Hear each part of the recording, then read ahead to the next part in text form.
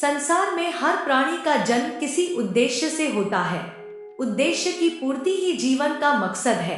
मनुष्य स्वयं फैसले जरूर लेता है, लेकिन सब कुछ पहले से तय होता है।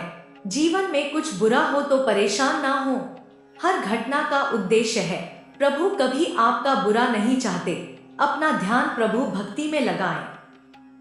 अच्छे कर्म करने से पुण्य मिलता है, जो जीवन में सुख और समृद्धि लाता है, जबकि बुरे कर्म पाप उत्पन्न करते हैं, जो दुख और कष्ट का कारण बनते हैं। आपके जीवन में आने वाला सुख दुख कर्मफल की देन है। हमारा भविष्य पहले से ही लिखा होता है, ऐसा कई लोग मानते हैं, अथवा कई लोग तो इस बात को पूर्ण रूप से नकार देते हैं। वैसे यह प्रश्न हमेशा से ही बहस का विषय बना रहता है। कहा जाता है कि जैसा कर्म हम लोग इस जन्म में करते हैं, वैसा ही परिणाम हमें अगले जन्म में मिलता है। कर्म के सिद्धांत के अनुसार हर कर्म का फल अवश्य मिलता है। अच्छे कर्म और बुरे कर्म दोनों का फल अलग अलग होता है। अच्छे कर्म करने से पुण्य अर्जित होता है, जो बुरे कर्मों के फलों को कुछ हद तक कम कर सकता है। लेकिन बुरे कर्मों का फल पूर्णतः समाप्त नहीं होता। आत्मा को बुरे कर्मों का फल भुगतना ही पड़ता है, चाहे वह इस जन्म में हो या अगले जन्मों में। कृष्ण कथा में आकाशवाणी हुई थी कि देवकी का 8वां पुत्र ही कंस का वध करेगा, लेकिन कंस ने यह बात सुनकर कहा कि वह मेरा वध तो तब करेगा जब मैं उसको बड़ा होने दूंगा।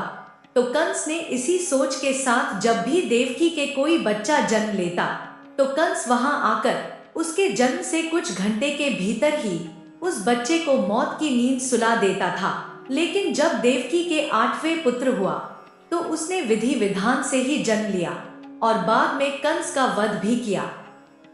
ऐसा इसलिए हुआ क्योंकि कंस की मृत्यु की भविष्यवाणी पहले से ही हो चुकी थी। साथ ही कंस के कर्मों के अनुसार उसके जन्म के साथ ही लिख दिया गया था कि उसकी मृत्यु कब, कैसे और किसके हाथों होगी।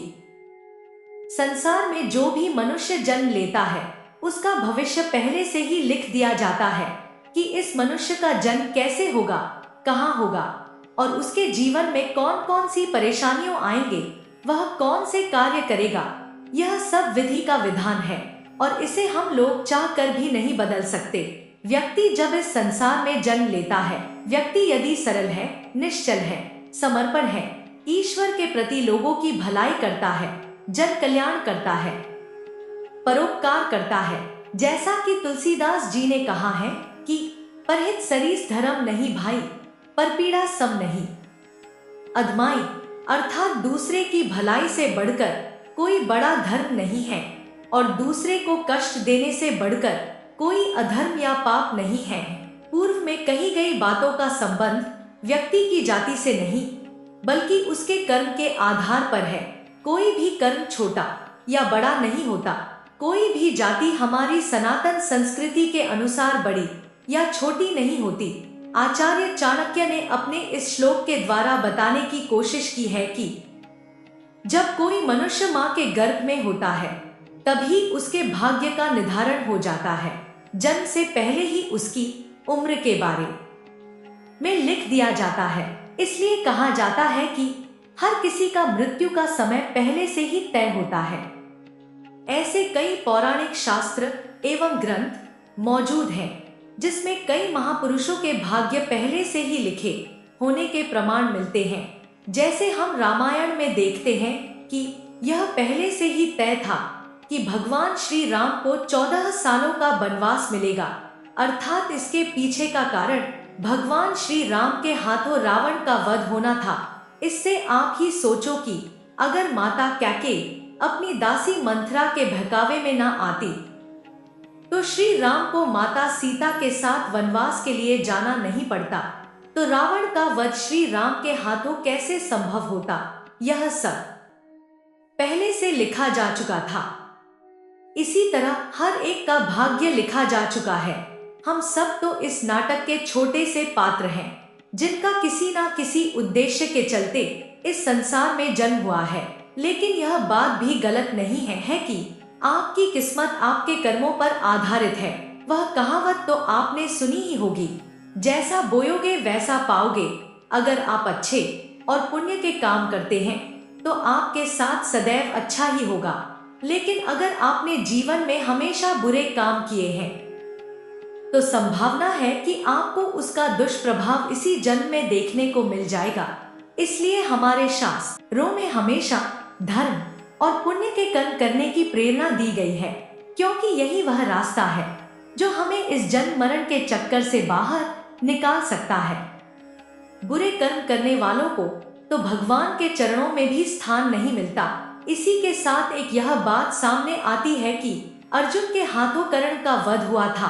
अर्जुन ने कहा कि माधव मेरे हाथ कांप रहे हैं और यह क्या आपने मेरे अपने ही श्रेष्ठ का वध मेरे हाथों लिख दिया, ये कैसा भाग्य है।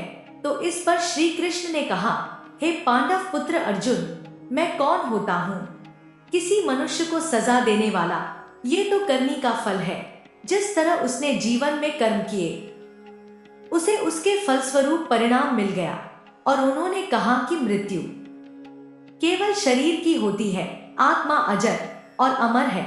जिस प्रकार हम पुराने कपड़ों का त्याग कर नए कपड़े धारण करते हैं, उसी प्रकार आत्मा भी एक शरीर का त्याग कर दूसरा शरीर धारण करती है। भगवान कृष्ण ने कहा था कि संसार में जो व्यक्ति जन्म लेता है उसकी मृत्यु भी निश्चित है। हमें केवल अपना कर्म करना चाहिए, फल हमें अपने कर्मों के आधार पर ही मिलता है। भागवत गीता के इस अध्याय में हमें यह सीखने को मिलता है, भगवान हमें कुछ अवसर जरूर देता है जिससे कि हम अपने किए गए बुरे कर्मों का पश्चाताप करके सही राह पर आ सकते हैं। अंत में हम यही कहेंगे कि हमारा भविष्य लिखा जा चुका है और हमारे कर्मों के आधार पर ही हमें फल मिलता है। और हम अगर अच्छे कर्म करेंगे तो जीवन को शांतिपूर्वक सुख स्मृति प्राप्त करते हुए व्यतीत करेंगे, अन्यथा बुरे कर्म करने पर तो इसी जन्म में ही हमें उसके दुष्प्रभाव देखने को मिल जाएंगे और उसका प्रभाव निश्चित रूप से अगले जन्म पर भी पड़ेगा। दोस्तों, अगर आपको यह वीडियो अच्छी लगी हो तो हमारे चैनल को अभी सब्सक्राइब कर ले एवं वीडियो को एक लाइक कर दें।